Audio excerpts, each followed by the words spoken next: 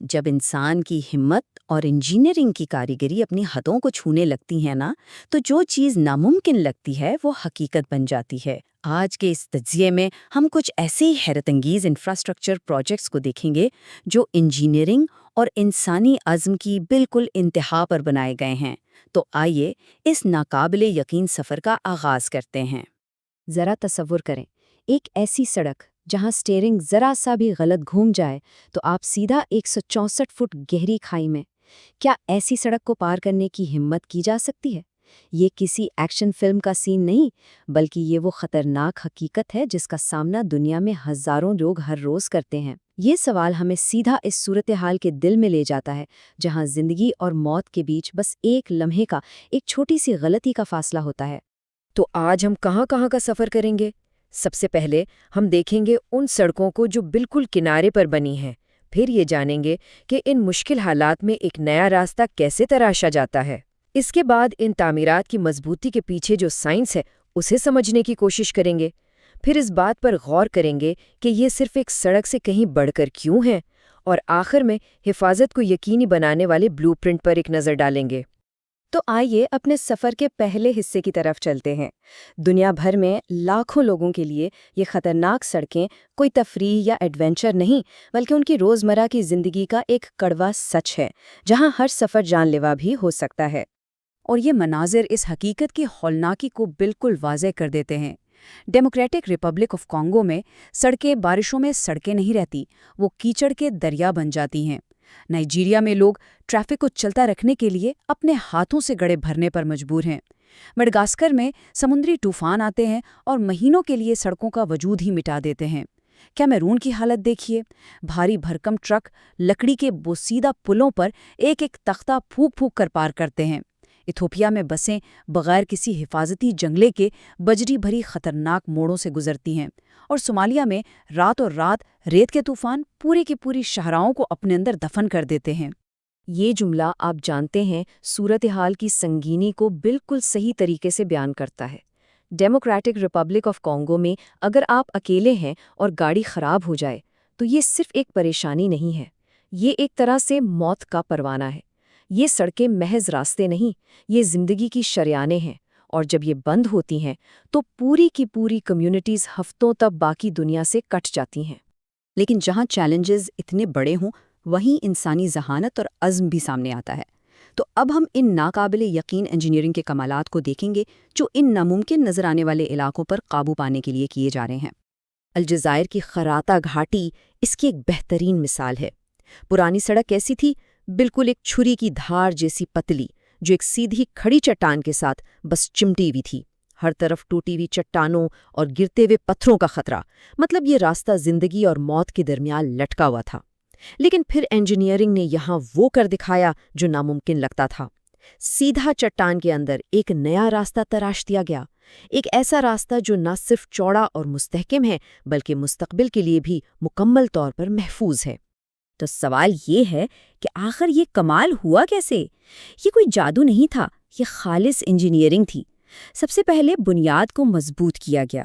سوچیں، جیسے ایک بڑے درخت کی جڑیں زمین کو جکڑ لیتی ہیں، بالکل ویسے ہی چٹان کے اندر گہرائی تک مائکرو پائلز ڈرل کی گئیں اور اینکرز لگائے گئے تاکہ پوری چٹان کو ایک مضبوط سہارا مل جائے۔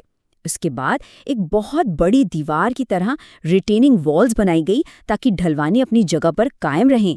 پھر ایک خاص سٹرکچر کی مدد سے سڑک کو پہاڑ کے اندر کی طرف منتقل کیا گیا، اور سب سے اہم بات یہ کہ پہاڑ کو کم سے کم کاٹا گیا تاکہ اس کی قدرتی مضبوطی اور خوبصورتی بھی برقرار رہے۔ اچھا، اب ذرا پیمانے کو اور بھی بڑا کرتے ہیں۔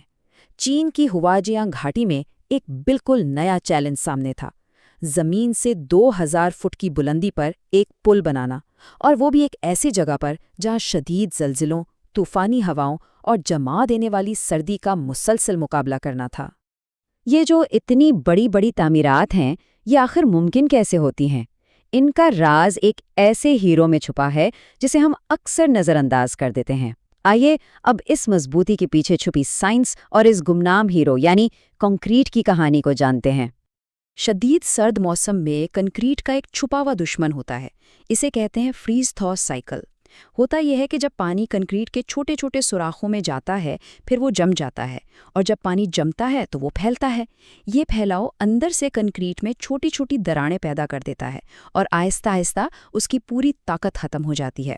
اسے بالکل ویسے ہی سمجھیں جیسے آپ فریزر میں سوڈا کی کین رکھ کر بھول جائیں، وہ پھٹ جاتی ہے نا، بس یہی حال کنکریٹ کا اندر سے ہوتا ہے۔ تو اسی بہت بڑے مسئلے کا حل ہے ہائی پرفارمنس کانکریٹ، جسے HPC کہتے ہیں۔